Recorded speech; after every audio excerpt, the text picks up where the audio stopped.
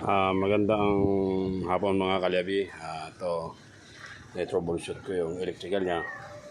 So, nung una, walang sumusupply na kuryente doon sa fuel motor. So, na-check ko na ito. Binablog ko lang.